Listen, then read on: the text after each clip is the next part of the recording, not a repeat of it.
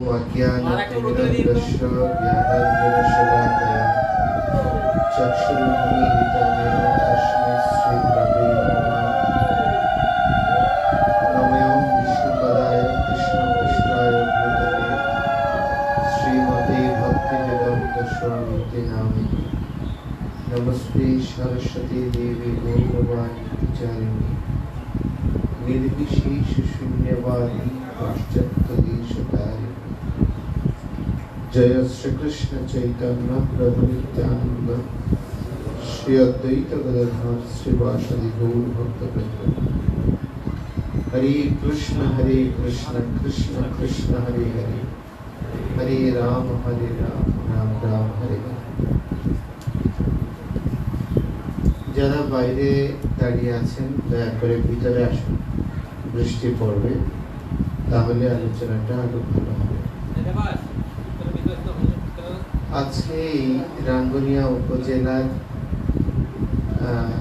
সর্বস্তরের সনাতনীদের সঙ্গে মত বিনিময়ের উদ্দেশ্যে আজকের আয়োজিত অনুষ্ঠানে আমাদের মাঝে উপস্থিত হয়েছেন আমাদের ঋষিকুলের ধ্বজাবাহী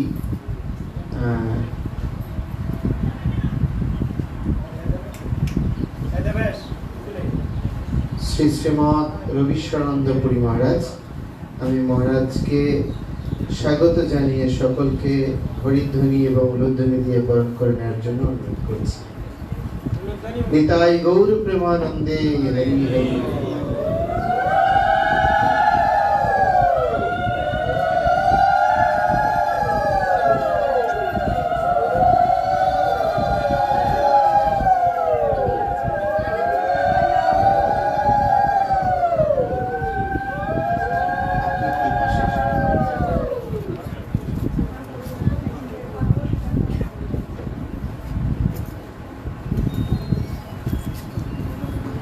মহারাজকে কৃপাপূর্বক আসন গ্রহণ করার জন্য স্নেহের অনুরোধ।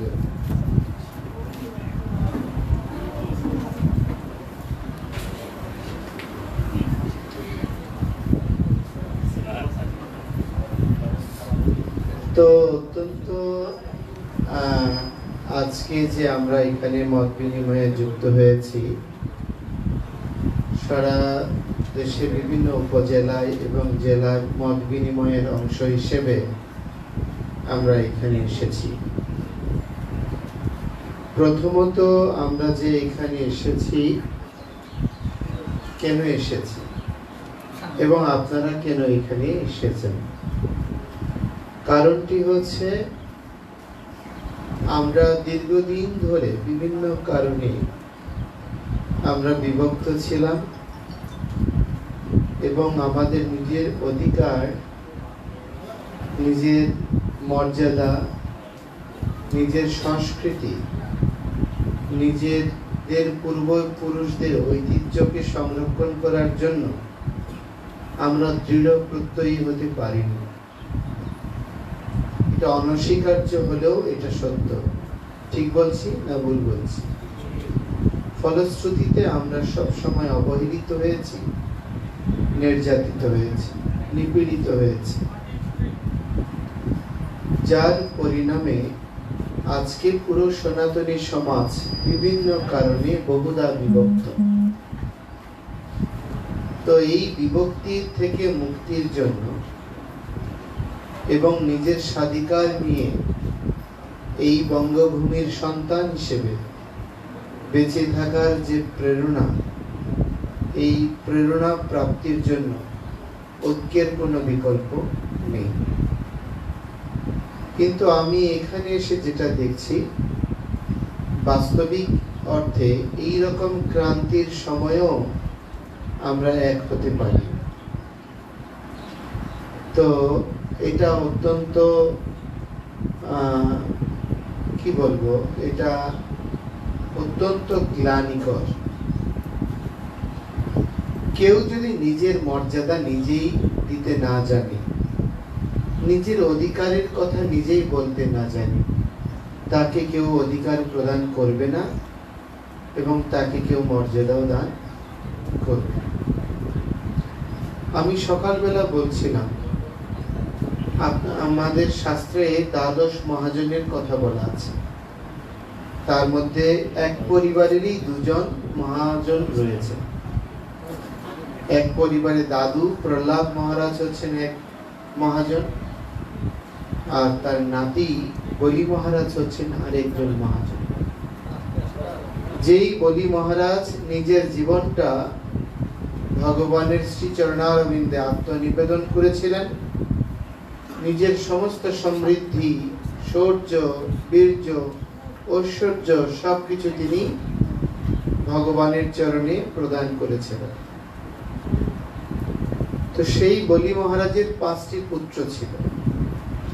সে 5টি পুত্র হচ্ছে অঙ্গ, বঙ্গ, কলিঙ্গ, পুন্ড্র এবং সৌম্র। তো এই 5 সন্তানের মধ্যে পুরো ভারতবর্ষকে বিভক্ত করে দেয়া হয়েছে। তো যে অঞ্চলটি বঙ্গকে প্রদান করা হয়েছে সেটাই হচ্ছে এই বঙ্গীয় বদ্বীপ এবং আমাদের এই বঙ্গভূমি। তো যার ফলশ্রুতিতে আমরা তারই উত্তরাধিকার, আমরা তারই উত্তরসূরি হিসেবে পরম্পরাক্রমে আমরা এই ভূমির ন্যায্য অধিকার লাভ করেছি। সুতরাং আমাদের এই অধিকারটা কেউ দেয়নি, এটা আমাদের প্রাপ্য ছিল, যেটা আমরা পেয়েছি। কিন্তু কালের গর্ভে আমরা অনৈক্যের কারণে, ঈর্ষার কারণে, পরস্পরের প্রতি দেশের কারণে আজকে আমরা সেই ভূমিতেই আমরা পরাধীনতার শৃঙ্খল হয়ে বেড়াচ্ছি। সেটা অল্প কয়েকদিন ধরে নয়, সেটা দীর্ঘদিন ধরে। 700 বৎসর মুঘলের কাছে ছিলাম, 250 বৎসর ব্রিটিশদের কাছে ছিলাম, 25 বৎসর পাকিস্তানের কাছে ছিলাম। আমাদের ন্যায্য স্বাধীনতা আমাদেরকে কেউ দেয়নি। অথচ এই স্বাধীনতা লাভের জন্য এই চট্টগ্রামেরই কৃতি সন্তান মাস্টারদা সূর্য সেন, প্রীতিলতা ওয়াদ্দেদার থেকে শুরু করে, ক্ষুদিরাম বসু থেকে শুরু করে কত স্বাধীনতা আন্দোলনে মহান পথিকৃতগণ নিজেদের জীবন আত্মত্যাগ করেছে। সেই হিসেবে যদি বিচার করতে হয়, আমাদেরকে একটা অকৃতজ্ঞ জাতি বলা যায়, যে জাতির মধ্যে কৃতজ্ঞতা বোধই না। আপনি চিন্তা করে দেখবেন, আমাদের পূর্বজরা কত ক্লেশ স্বীকার করে স্বাধীনতার যুদ্ধের সময় বহু সংখ্যক আত্মাহুতি দিয়েছে। এই দেশ থেকে যত লোক শরণার্থী হয়েছে, মেজরিটি লোক ছিল সনাতন। এই ভূমিতে যত মানুষ নির্যাতিত, নিপীড়িত হয়েছে, যত বুদ্ধিজীবী মৃত্যুবরণ করেছে, তার একটা বড় অংশ ছিল সনাতন। কিন্তু আমরা কখনো বিচার করে দেখিনি কেন তারা আত্মত্যাগ করেছেন। আমরা বিচার করে দেখিনি তাদের আত্মবলিদানের প্রাপ্তিটা কি, যার ফলশ্রুতিতে আমরা দীর্ঘদিন ধরে ইনাদের বলিদানের বিনিময়ে অর্জিত এই ভূমিতে নিজেদের স্বাধীনতা নিয়ে কখনো মাথা উঁচু করে দাঁড়াতে পারিনি। তো সেজন্য আমি আপনাদের সকলকে অনুরোধ করব, ওনাদের আত্মবলিদানকে আর আমরা সেই মহিমাকে, সেই কীর্তিকে ম্লান হতে দেব না। কি আপনারা ম্লান হতে দেবেন? এখন পিতৃপক্ষ চলছে, আমরা সকলে পিতৃত্ব অর্পণ করছি, পূর্বজদের উদ্দেশ্যে সপিণ্ডন করছি, আমাদের পরবর্তী প্রজন্মকে বাল্য ভোজন করাচ্ছে। এসব মাঙ্গলিক কৃত্যের কি আনুষ্ঠানিক আবেদন থাকতে পারে যদি তার মূল উদ্দেশ্যটাই ব্যাহত হয়? আমাদের অনেক সনাতনীরা এই ভূমি থেকে নির্যাতিত, নিপীড়িত হয়ে, বিভিন্ন ভয়ে ভীত হয়ে, বিভিন্ন অত্যাচারে ক্লিষ্ট হয়ে তারা দেশ ত্যাগ করছে কিনা? আপনাদের কত আত্মীয় স্বজন প্রতিবেশীরা এখান থেকেই চলে গিয়েছে কিনা? তাহলে তাদের যে পূর্বজরা এত বলিদান দিয়েছে, নিজেদের জীবন উৎসর্গ করেছে, তার কোনো মূল্য কি তারা পেয়েছে? আপনার বাবারা যখন এই গ্রামের বাসিন্দা ছিল, আপনার দাদুরা যখন এই গ্রামের মানুষ ছিল, তখন কি এই এলাকায় বিদ্যুৎ ছিল? ভালো রাস্তা ছিল? মৌলিক চাহিদা ছিল? তো সেই ক্লেশ স্বীকার করে তারা একটা সমৃদ্ধ পরিবেশ আপনাদেরকে দিয়ে গেছে। এটার বিনিময়ে আমরা তাদেরকে কি দিয়েছি? আমরা সুখ নিয়েছি, আমরা জীবনকে উপভোগ করতে শিখেছি এবং সুযোগ বুঝে পালিয়ে যেতে শিখেছি। এটার মূল কারণ হচ্ছে আত্মবিভক্তি। তো যদি আমরা ঐক্যবদ্ধ হতে না পারি, তাহলে এই বিভক্তি আমাদেরকে নিঃশেষ করে দেবে। এবং প্রতিটি হিন্দু জায়গায় যত বিভক্তি, তার তিনটা কারণ আমি খুঁজে পেয়েছি। একটা হচ্ছে পদ পদবী, আমাদের পদ লাগবে। এখানে আপনারা দেখেছেন, এখানে আমাকে নেতা বানাতে হবে। আবার আমি যদি নেতৃত্ব দেই, আরেকজন আমার কাতারে আসতে পারবে না। ঠিক বলছি না ভুল বলছি? দেখেন, এটা সাবেক স্বরাষ্ট্রমন্ত্রীর এরিয়া। তো এখানে আপনারা তো ভালোই ছিলেন, মনে হয় ভালো ছিলেন, হ্যাঁ? তো ভালো সময় যদি ছিলেনই, তাহলে 15 বছর 17 বছর ধরে আপনাদের এই ভালো থাকার প্রস্তুতি কি ছিল? কোন প্রস্তুতি আছে? হ্যাঁ? কেউ যদি ভালো করে 5 বছর ব্যবসা করতে পারে, দেখুন বিগত সময়ে যখন বাংলাদেশ জাতীয়তাবাদী দল বিএনপি লোকেরা শাসন ক্ষমতায় ছিল, তারা 5 বছর বা 7 বছর তারা ক্ষমতায় ছিল। 17 বছর তারা আপনার বিরোধী দলে ছিল। কিন্তু এই 17 বছরে তারা কেউ এই দেশ থেকে পালিয়ে গেছে? আপনি দেখেন, কত রাজনৈতিক নেতারা রাজবন্দী হয়ে দীর্ঘ কেউ 9 বছর, কেউ 10 বছর, কেউ 8 বছর জেল খেটেছে।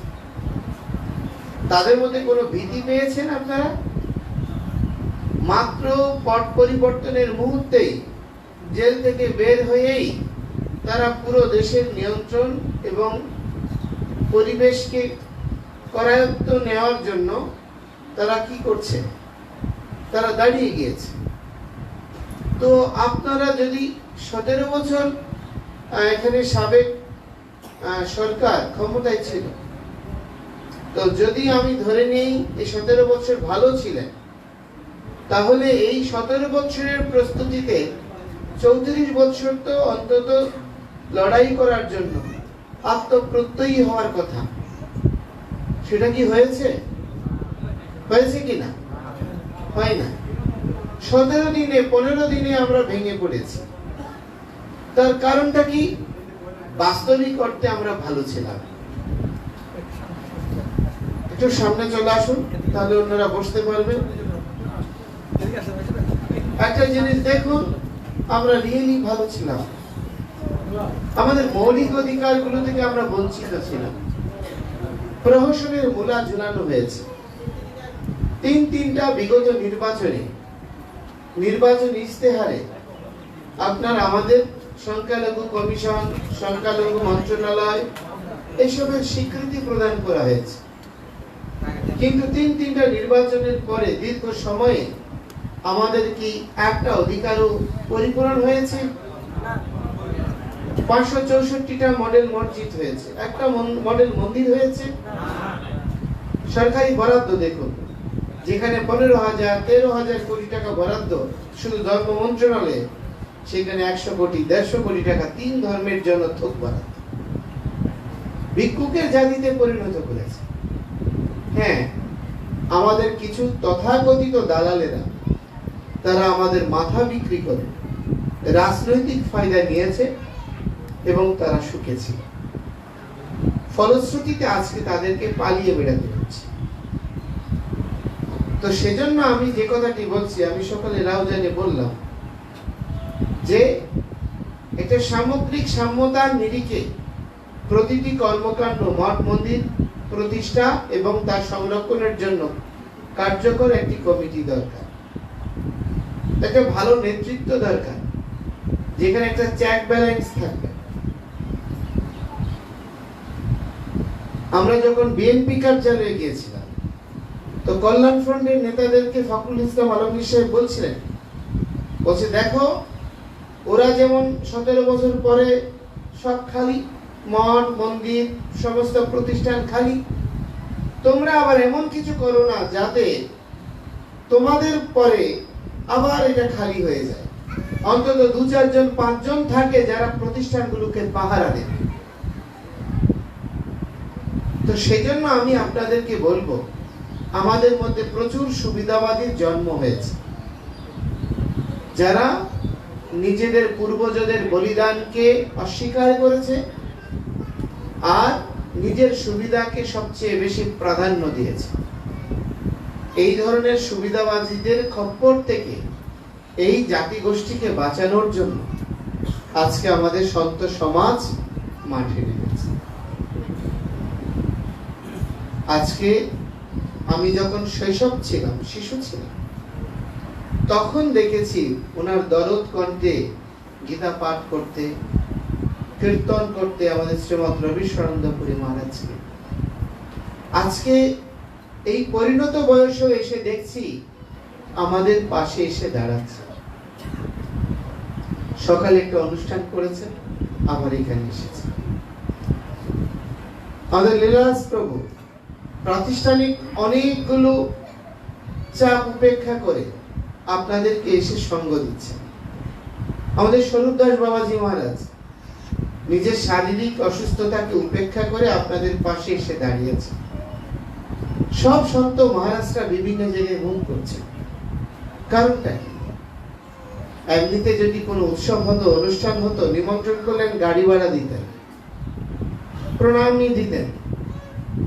তারা তো এখানে কিছু পাওয়ার জন্য আসেনি, নিজের প্রচেষ্টায় আপনার পাশে এসে দাঁড়িয়েছে।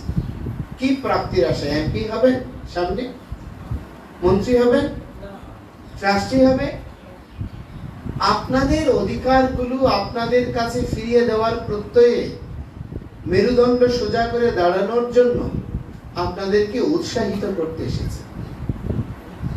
আমাদের পূর্বজরা জীবন দিয়েছে আর আমরা শ্রম দিচ্ছি। এই দুটোর সামগ্রিক ঐক্যে একটি দৃঢ় চেতা আমাদের উত্তরাধিকার গড়ে তুলতে হবে, যারা সংখ্যায় বলবান হবে। একটা নতুন যুদ্ধ হবে, যেখানে প্রত্যেকেই আমাদের জনমিতি পরিবর্তন করার যে হীন প্রচেষ্টা, আপনি দেখবেন অতি সত্য কথা, যে যাই বলবে বলুক কেন, একমাত্র এই জন্ম নিরোধক পদ্ধতি শুধুমাত্র মেজরিটি ক্ষেত্রে হিন্দুরা 95% গ্রহণ করেছে, হিন্দু, অন্যরা গ্রহণ করেনি। তারা সংখ্যায় বলবান। আজকে আমাদের যা যা সম্পদ আছে সেগুলো সংরক্ষণ করার জন্য আমাদের উত্তরাধিকার নাই। এই জন্য সংখ্যায় বাড়াতে হবে, সুসংঘবদ্ধ হতে হবে। মহাপ্রভু বলেছেন, সঙ্গ ও শক্তি যুগেই জানা। এই যুগের শক্তি হচ্ছে সঙ্গ শক্তি।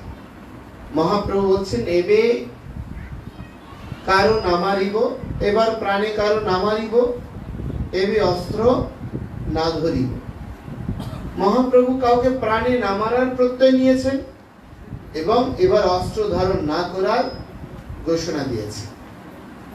সনাতনীরা কখনো জ্ঞান বিজ্ঞানের উৎকর্ষতা বই কখনো কেউর প্রতি হিংসা দেশ করেনি, যার ফলশ্রুতিতে শতভাগ সনাতনীদের ভূক্ষেত্রে এই বঙ্গভূমিতে অন্যান্য ধর্মাবলম্বীরা স্বাভাবিকভাবে বাড়তে পেরেছে। এটাই ছিল আমাদের দুর্বলতা। আমরা এই দুর্বলতা ত্যাগ করতে চাই না। আমাদের এই আদর্শিক অধিকার, এই আমাদের আদর্শিক স্থিতিকে আমরা বিসর্জন দিতে চাই না। কিন্তু আমাদের দিব্যজ্ঞান যেমন থাকা উচিত, ঠিক ঠিক সেই রকম কাণ্ড জ্ঞানও থাকা উচিত। সেজন্য যখন আমাকে কেউ আক্রমণ করবে, আমি তাকে আক্রমণ না করলেও প্রতিরোধ করতে শিখতে হবে। তো সেজন্য প্রতিরোধ করতে গেলে অবশ্যই আমাদেরকে সুসংগবদ্ধ হতে হবে। সেজন্য আমি আপনাদেরকে বলবো, আমি একটা জিনিস দেখছি, বিভিন্ন জায়গায় যাচ্ছি, কেউ বলছে প্রভু আমাকে তো বলেনি, প্রভু আমাকে তো বলেনি, অমুকের সঙ্গে অমুকের দ্বন্দ্ব, সেজন্য এখানে সমাবেশটি অত্যন্ত ভালো গ্রোথই হয়নি। এই ধরনের কথা এই পর্যায়ে আসছে কেন? এখন যদি বিদ্যুৎ না থাকে, আপনার প্রতিবেশী যদি বিদ্যুৎ অফিসে যোগাযোগ না করে, আপনি কি অন্ধকারে বসে থাকবেন? কি করবেন? আপনি যোগাযোগ করবেন না? আপনার পেটে খাবার নেই, আপনি খুঁজে নেবেন না? আপনার সন্তান হারিয়ে গেছে, আপনি খুঁজতে মাঠে নামবেন না? নামবেন কি না? আপনার সন্তান প্রাপ্য অধিকার থেকে বঞ্চিত, তার জন্য আপনি আত্মচিৎকার করবেন না? তাহলে যেখানে আমার ধর্ম বিপন্ন, আমার সংস্কৃতি বিপন্ন, কত লজ্জাস্কর বিষয়। একটা অসাম্প্রদায়িক দেশ, ধর্ম নিরপেক্ষ দেশ, স্বাধীনতার 4টা মৌলিক স্তম্ভ ধর্ম নিরপেক্ষতা, গণতন্ত্র, সমাজতন্ত্র, জাতীয়তাবাদের ভিত্তিতে গড়ে উঠেছে। এই বাংলাদেশে জাতীয়তাবাদের ভূমিগত প্রতিটি সন্তান বাংলাদেশী হিসেবে পরিচিত। অথচ একটা জাতি, সে তার প্রার্থনা করতে পারবে যে কোনো স্থানে, ইবাদত করতে পারবে, কিন্তু আমরা যেখানে পূজা করব সেই স্থানগুলোতে এখন আর পূজা করতে পারবো না। আন্দোলন চলছে, আপনারা সোশ্যাল মিডিয়ায় দেখছেন। তো একটা সময় গিয়ে আপনার যেই স্থানগুলোকে নিরাপদ মনে করছেন, অনেকে ভাবছে ও আমি তো নিরাপদ আছি, আমার এখানে তো ঝামেলা নাই। যেমন আমরা লোহাগাড়া গিয়েছি, বলছে ও লোহাগাড়া তো কোনো সমস্যা নাই। আরে ভাই, শিয়ালের কাছে মুরগি কতক্ষণ নিরাপদ থাকে? বিড়ালের কাছে মাছ কতক্ষণ নিরাপদ থাকে? যতক্ষণ তার হৃদয় থেকে ক্ষুধা প্রকাশিত হচ্ছে, ক্ষুধা আসলে সে সব লজ্জা ভুলে যায়। তো যেখানে অনিরাপদ আছে সেটাকে যদি জায়েজ করতে পারে, 2 দিন পরে নিরাপদ জায়গাগুলো আর নিরাপদ থাকবে না। এই জন্য প্রতিরোধের জন্য পূর্ব প্রস্তুতি নেওয়া দরকার। সেই প্রস্তুতিটি কি আমাদের আছে? আমি গত পরশুদিন আমাদের বাংলাদেশের জাতীয় পর্যায়ে নেতৃস্থানীয় এজেন্সির কর্মকর্তাদেরকে বলছিলাম, দেখুন যারা রাজনীতির সঙ্গে দুর্বৃত্ত পরায়ণতা করেছে তাদের বিচার আমরাও চাই। কোন উচ্ছৃঙ্খলকারী, সে হিন্দু হোক, জনগোষ্ঠীর জন্য যদি অহিতকর হয় তার দণ্ড আমরাও চাই। কিন্তু কেউর হাতে বিচার তুলে নেওয়ার অধিকার নাই। বিচারের নামে বিচারহীনতার সংস্কৃতি প্রতিষ্ঠিত হোক, এটি আমরা চাই না। কিন্তু একটা জিনিস দেখুন, এই দেশে যারা রাজনৈতিক দুর্বৃত্ত পরায়ণতার সঙ্গে যুক্ত ছিল তারা যেমন দণ্ডিত হচ্ছে, একটা কুল গাছে পাকা কুল পাড়ার সময় যেমন কাঁচা কুলও ঝরে যায়, ঠিক সেই রকম ভালো ভালো কর্মকর্তারা, সনাতনী বিভিন্ন যারা জাতি গোষ্ঠীর এই উত্তরাধিকার, যারা রাষ্ট্রের কল্যাণের জন্য পেশাদারিত্ব বজায় রেখেছে, তাদেরকেও বাদ দেওয়া হচ্ছে। তালিকা করা হচ্ছে কোথায় কোথায় ভালো ভালো পদে হিন্দুরা আছে। তাহলে আসলে কি আমাদেরকে বাংলাদেশী বলে আপনারা মনে করেন? আমাদেরকে তারা বাংলাদেশী হিসেবে মনে করেন। শুধুমাত্র মুখের লজ্জায় সামগ্রিক একটা অবয়ব দাঁড় করানোর জন্য কৃত্রিম বাতাবরণ অতীতে যেমন হয়েছে। অতীতে সরকার বলেছিল এই দেশ এমন একটা পর্যায়ে এসে পৌঁছেছে, আগামী 50-100 বছর এখানে সাম্প্রদায়িক বিষ বাষ্প ছড়াবে না। বলেছিল কিনা? এই দেশের সংবিধান সমুন্নত রাখার সমস্ত ব্যবস্থা করা হয়েছে, এই দেশে অসাংবিধানিক কিছু হবে না, বলেছিল কিনা? কিন্তু দেখা গিয়েছে যারা যাদের বলের উপর বলেছে তারা কারা ছিল? তারা সবাই ছদ্মবেশী ছিল। আজকে দেখেন বিভিন্ন ইউনিভার্সিটিতে ছদ্মবেশ খুলে সবাই স্বরূপে ফিরে আসছে। আসছে কিনা? কেন তারা ছদ্মবেশ ধরেছিল? নির্যাতনের কারণে, নিপীড়নের কারণে। কিন্তু দুর্ভাগ্যের বিষয়, তারা ছদ্মবেশ ধরে হলেও নিজের এই ভূমিকা আঁকড়ে রেখেছে। এবং এখানে তাদের প্রত্যাশা পরিপূরণের জন্য লড়াই সংগ্রাম তারা চালিয়ে গিয়েছে। কিন্তু দুর্ভাগ্যের বিষয় আমাদের হিন্দুরা সামান্য পটকা ফুটলেও ভয়ে ভীত হয়ে পালিয়ে যায়। ছিন্নন্ত বিশ্বে অমৃতেশ্ব পুত্রা, এই কথাটা আমি রবিশচন্দ্রজি মহারাজের মুখে অনেকবার শুনেছি। আমরা অমৃতের সন্তান। ভগবান বলছেন অন্য ধর্ম শিখাই একবার মানুষ মরে, আর আমার ধর্ম শিখাই আমাদের কোনো মৃত্যুই নেই। অচ্ছেদ্যম হয়মদার্যম হয়মক্লোদ্য শিষ্য এবচ নিত্য সর্বগত স্থানুর অচল হয়ম সনাতন।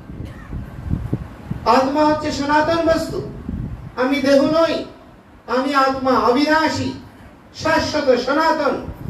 তাহলে আত্মার যদি মৃত্যু না হয়, আত্মা যদি বার্ধক্যের দ্বারা আক্রান্ত না হয়, আত্মা কৌমার্যের দ্বারা বিচলিত না হয়, তাহলে কিসের ভয়ে আমি পালাচ্ছি? তাহলে ধর্মের চেতনা, আমার মূল্যবোধ, আমার আদর্শ কি আমার হৃদয়ে প্রবেশ করেছে?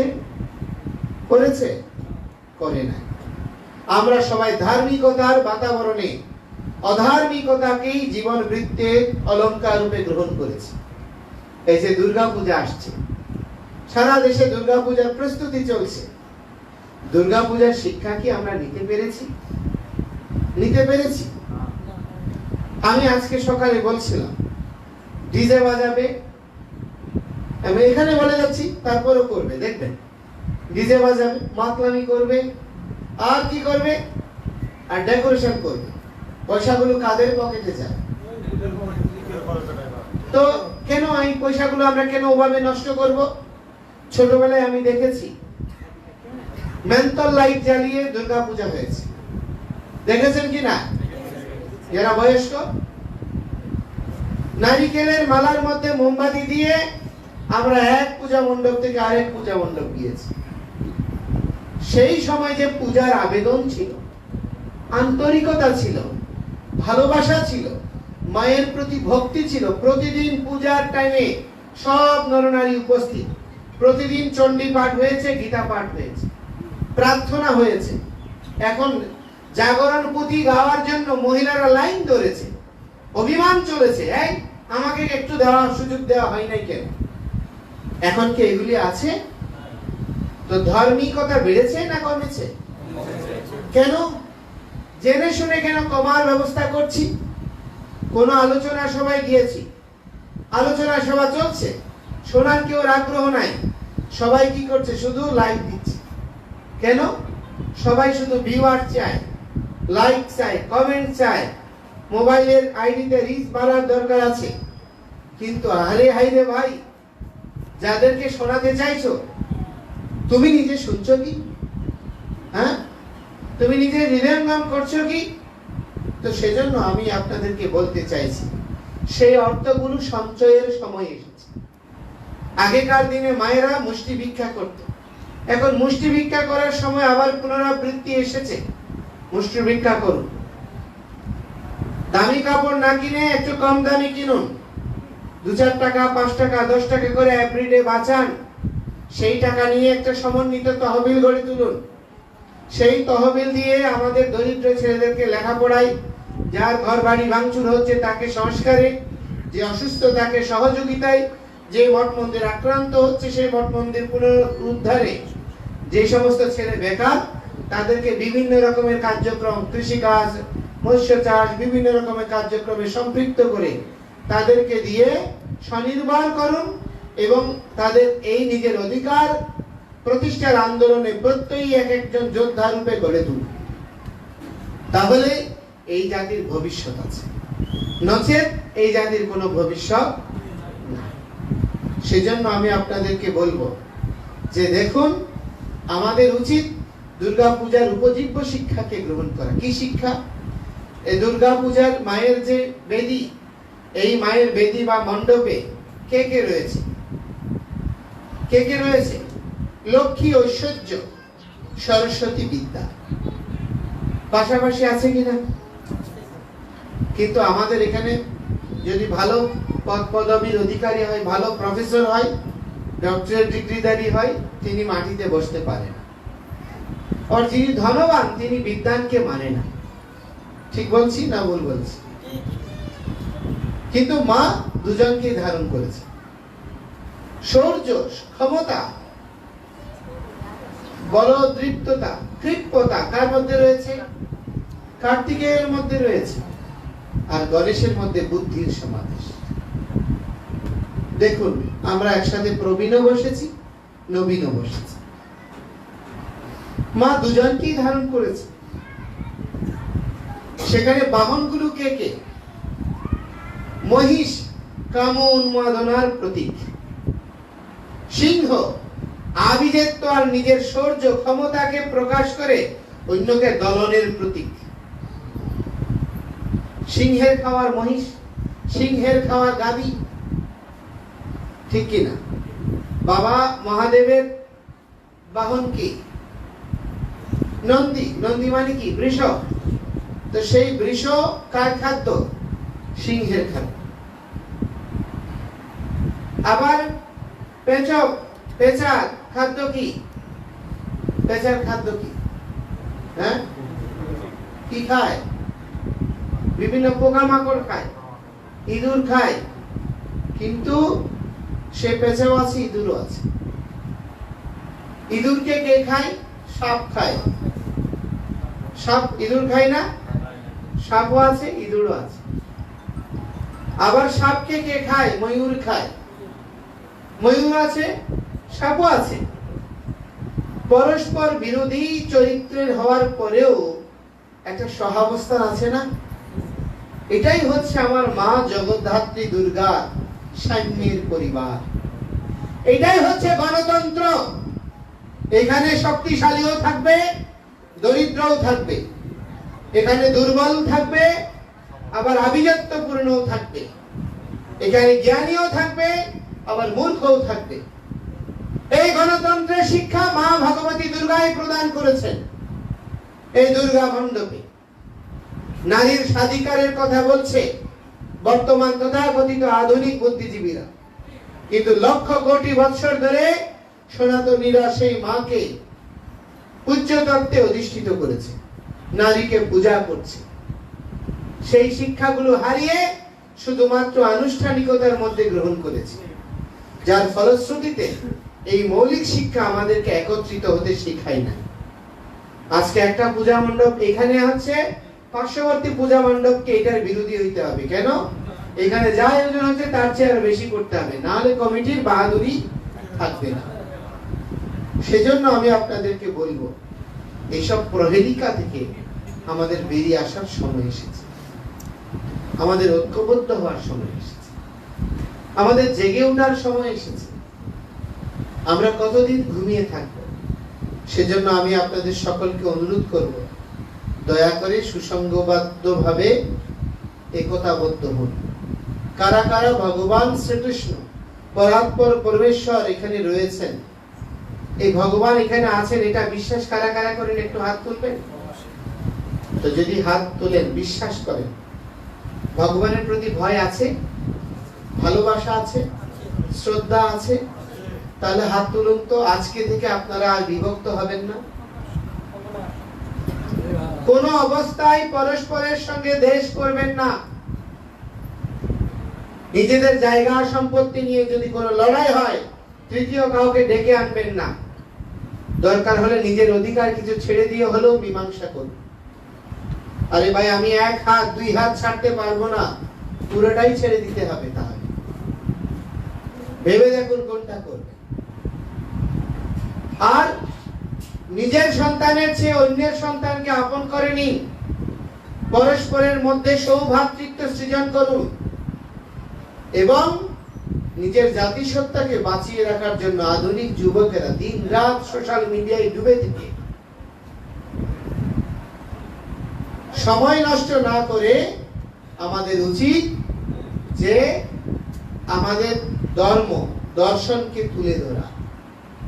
আমরা কোন ধর্মের নিন্দা করব না, আমরা কেউ ক্ষতি কামনা করব না, আমরা কোন রাজনৈতিক গোষ্ঠীর এজেন্ডার উত্তরাধিকার হব না, আমরা কেউ প্রদত্ত তকমাকে পিঠে লাগাবো না। কিন্তু নিজের কথা বলতে পিছপা হব। আমরা আমাদের সংস্কৃতির পক্ষে যারাই কথা বলবে তাদেরকে সাপোর্ট দেব, তাদের কথাগুলো শেয়ার করব, ছড়িয়ে দেব, ইতিবাচক কমেন্টস করব, সে আমার নিন্দুক হোক, আমার শত্রু হোক। এই যে পিতৃতর্পণ চলছে, গতকাল আমি তর্পণ করেছি, তো তর্পণে রাম তর্পণে কি বলছে?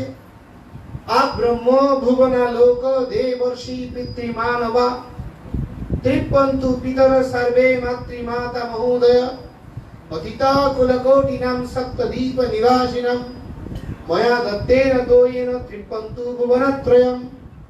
এখানে কি স্বয়ং পরমেশ্বর ভগবান পরম ব্রহ্ম থেকে তির্যক প্রাণী মানে কৃমিকীট পর্যন্ত এই ত্রিভুবনে পূর্বজ থেকে শুরু করে সপ্তদ্বীপ নিবাসী সমস্ত অতীত পূর্বজগণ, সমস্ত প্রাণীগণ, এমনকি বলা হচ্ছে অনাহারশ্চ যে জীবা পাপে ধর্মের রতাশ্চ, যেই জীব অনাহারে মৃত্যুবরণ করেছে, যেই জীব পাপে প্রবৃত্ত হয়ে জীবন অতিবাহিত করেছে, সেই পাপীর উদ্দেশ্যেও তর্পণ করার শিক্ষা সনাতন ধর্ম দিচ্ছে।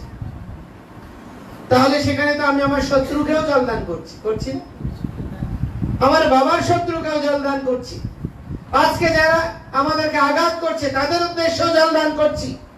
এটাই হচ্ছে সনাতন ধর্মের মহানুভবত্ব।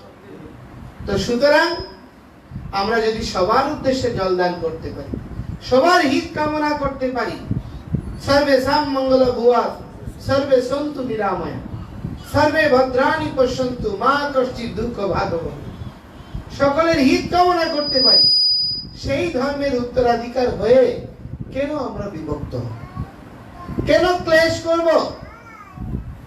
আজকে কেউ জাগো হিন্দু, কেউ সনাতন বিদ্যার্থী, কেউ আপনার হিন্দু সংহতি, কেউ জন্মাষ্টমী, কেউ ঐক্য পরিষদ, কেউ পূজা পরিষদ, কেউ ইস্কন, কেউ রামকৃষ্ণ মিশন, কেউ ঋষিধাম, কেউ তপবন, কেউ সৎসঙ্গ, কেউ হরিচাঁদ, কেউ গুরুচাঁদ, এরকম বিবিধ নামে আমরা বিভক্ত।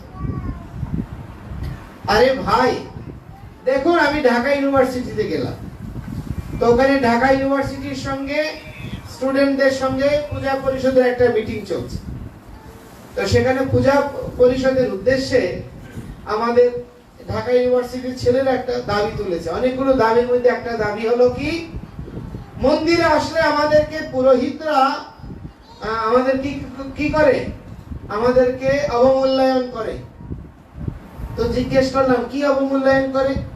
বলে আমাদেরকে গোত্র জিজ্ঞাসা করে। তো এখন থেকে পুরোহিতরা আর গোত্র জিজ্ঞেস করতে পারবে না। দেখুন কত অনভিজ্ঞ জাতি, আমরা কি উত্তরাধিকার তৈরি করছি। তো তাকে যদি বলি রে ভাই আইডি কার্ডে তোর বাপের নাম লিখিস না, হ্যাঁ, কারণ বাপের নাম লেখাটাও একটা বৈষম্য। তোর বাপের নামে পরিচিত হইতে হবে কেন, তোর নামে তুই পরিচিত হ, এই কথা বলতে পারি কিনা? কিন্তু এই কথা কেন বলছে? তাদেরকে শিখাইছে অন্যরা যে গোত্র পরিচয় জিজ্ঞাসা করা মানে বৈষম্য করা। গোত্রাধিপতিকে যার রক্তরস থেকে আমাদের জন্ম হয়েছে, কেউ কাশ্যপ গোত্র, কেউ ভরদ্বাজ, কেউ আলিম্বন্য, কেউ পরাশর, কেউ গৌতম, কেউ ভার্গব, বিভিন্ন গোত্রে আমরা জন্মগ্রহণ করেছি, কেউ সুকালীন গোত্রে জন্মগ্রহণ করেছি।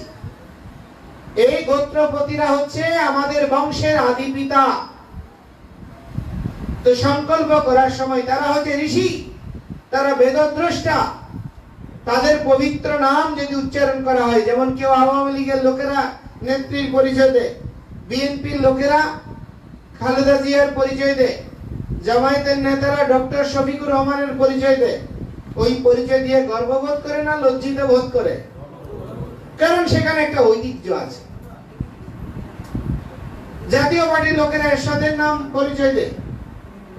তো সেই রকম ভগবানের কাছে প্রিয় ব্যক্তিরা, সেই বেদদ্রষ্টা ঋষিরা, যাদের রক্ত রস থেকে আমাদের জন্ম হয়েছে, সেই কাশ্যপ গোত্রে তো অসুরও আছে, দেবতাও আছে।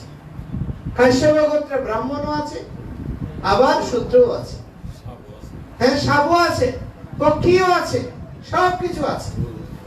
গরুর পক্ষী পক্ষী না, অরুণ দেব পক্ষী না, এরা কাশ্যপ পুত্র না, কৈশ্যপ মুনির সন্তান না? সর্পরা কারা? তারা মাতা কদ্রুর পুত্র, মাতা কদ্রুর পতিকে কৈশ্যপ মুনি না? তাহলে তারা, আপনারা, আমরা সবাই সেই পূর্বজরা যারা ভগবানের অত্যন্ত প্রিয়, তাদের নামে যদি আমাদের ভগবানের নামে কাছে প্রার্থনা করার সময়, তুলসী দানের সময়, পূজার সময় তাদের নামে এই গোত্র সংকল্পিত হয়, ভগবান অত্যন্ত প্রসন্ন। তো সেজন্য আমাদের ধর্মগুলোকে নেতিবাচক হিসেবে উপস্থাপন করা হয়েছে। বর্ণ বৈষম্য, আমাদের ধর্মে কোনো বর্ণ বৈষম্য নেই। দেখুন, আমাদের শ্রীমৎ স্বামী রবিশানন্দ পুরী মহারাজের কাছ থেকে কত ব্রাহ্মণেরা দীক্ষা নিচ্ছেন না? নিচ্ছেন কি? জ্যোতিষানন্দ বাবা মুনির কাছ থেকে কত ব্রাহ্মণেরা দীক্ষা নেয়নি? গৌরাঙ্গদাস বাবাজির থেকে নেয়নি? আমাদের জয়পতাকা স্বামী গুরু মহারাজ তিনটা ম্লেচ্ছ দেশে জন্মগ্রহণ করেছেন, খ্রিস্টান পরিবারে। আজকে ভারতের সমস্ত স্বনামধন্য সন্ন্যাসীরা ওনার কাছ থেকে সন্ন্যাস নিচ্ছে। পৃথিবীতে এমন কোন ধর্ম আছে যেখানে তপস্যার কারণে বড় বলা হয়েছে? মহাপ্রভু বলছে, যেই ভজে সেই বড়। অবক্তহীনচার কৃষ্ণ ভজনে নাহি জাতি কুলাদি বিচার। কে বড়? যেই ভজে সেই বড়। আপনি যদি জগৎ কল্যাণের প্রবৃত্ত হন, তাহলে এখানে তো নেতৃত্ব দেওয়ার কথা রবিশানন্দ পুরী মহারাজের, এখানে নেতৃত্ব দেওয়ার কথা তপনানন্দ গিরি মহারাজের, এখানে নেতৃত্ব দেওয়ার কথা হচ্ছে সুদর্শন পুরী মহারাজের, এরকম প্রবীণ এখানে নেতৃত্ব দেওয়ার কথা হচ্ছে মুরারিদাস বাবাজি। হ্যাঁ, তো আমাদেরকে কেন সামনে এগিয়ে দিয়েছে? হ্যাঁ, কারণ বড়রা কীর্তি কাকে প্রদান করতে চায়? ছোটকে। আর যারা বিদ্বান ব্যক্তি তারা বিনম্র হবে। ভগবান বলছে, বিদ্যা বিনয় সম্পন্ন, বিদ্যা দদাতি বিনয়। যে গাছটি যত ফলবতী হবে সে তত বেশি বিনম্র হবে। তো সুতরাং এই চেতনার উত্তরাধিকার হিসেবে আমাদের উচিত সকলকে আপন করে নেওয়া। আমাদের বর্ণগুলো তৈরি হয়েছে, রাষ্ট্রে বর্ণ নেই। রাষ্ট্রে কেউ বড় বড় এসি রুমে বসে বসে শুধু লেকচার দেয়, তাদেরকে সুশীল সমাজ, বুদ্ধিজীবী। আজকে সেই বুদ্ধিজীবীদের কোনো মুখে আওয়াজ নাই, কারণ এরা হচ্ছে প্যাকেট বুদ্ধিজীবী। এরা প্যাকেট খায় আর বড় বড় লেকচার দেয়। হিন্দুর পারিবারিক আইন নিয়ে কথা বলতে হবে, কারণ হিন্দু পারিবারিক আইন করলে হিন্দু সম্পত্তিগুলোতে অন্য কেউ অধিকার ঢুকিয়ে দেওয়া যাবে। হিন্দু মেয়েদেরকে তুলে নিয়ে সেই ঘরের সম্পত্তির মালিক হতে পারবে। এই জন্য এটা নিয়ে কথা বলতে হবে। দেবত্বর আইন সংরক্ষণ পুনরুদ্ধার আইন চেয়েছি, সেখানে আপনার ব্যবস্থাপনা আইন যুক্ত করতে হবে, ব্যবস্থাপনা, ম্যানেজমেন্ট। কারণ মঠ মন্দিরগুলো তাদের দ্বারা পরিচালিত হইতে হবে। এখানে কি পূজায় ভোগ দেবেন, কি ভোগ দেবেন না, এখানে প্রার্থনা করবেন কি করবেন না। বাংলাদেশ স্বাধীন থেকে শুরু করে প্রথাগতকাল মুঘল সাম্রাজ্য থেকে শুরু করে আজকে পর্যন্ত প্রতিটি হিন্দুরা হৃদয় দিয়ে সমস্ত মাজার মসজিদকে শ্রদ্ধা করে কি করে না? হ্যাঁ, প্রতিটি পূজা পার্বণের সময়, আজানের সময় আসলে না মাইক বন্ধ করে কি করে না?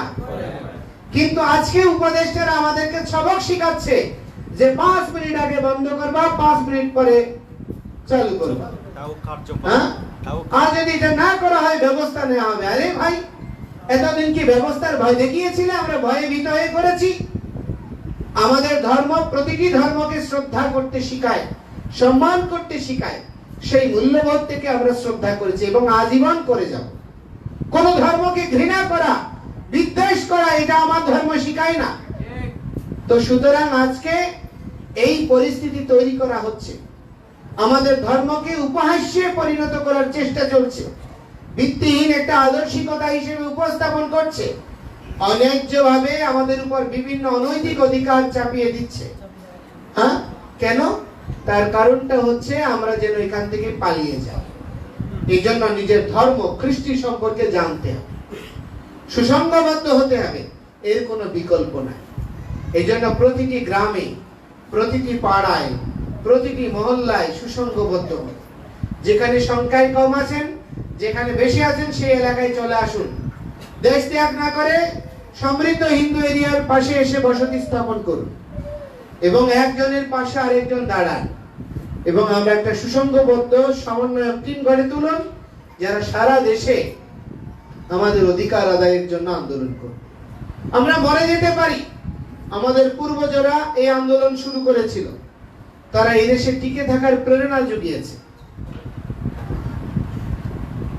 প্রয়াত বিপ্লবী বিনোদ বিহারী চৌধুরী, প্রয়াত মৃদুল কান্তি দে, প্রয়াত মেজর জেনারেল সিআর দত্ত, এরকম অনেক ব্যক্তিরা আমাদের সনাতনী সমাজের কল্যাণে, কেবি রায় চৌধুরী, তারা কাজ করেছে।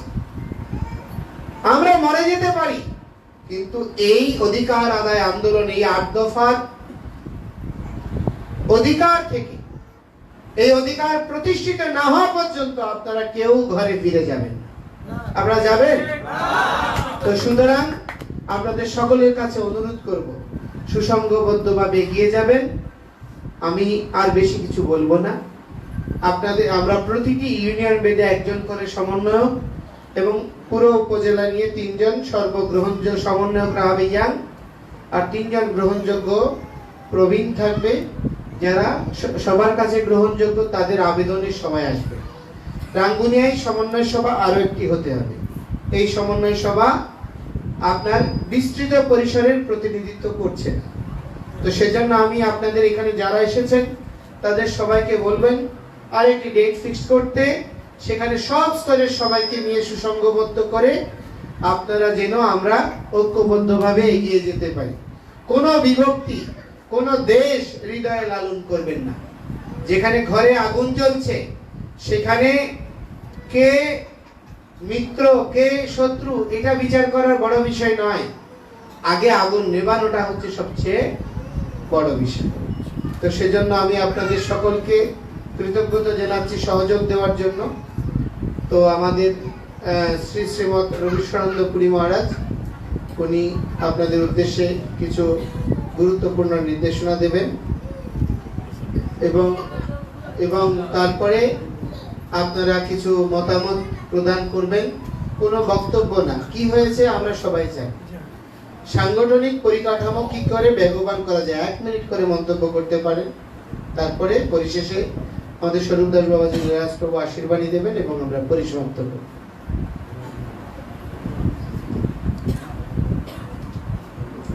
হরি ওম তৎসৎ।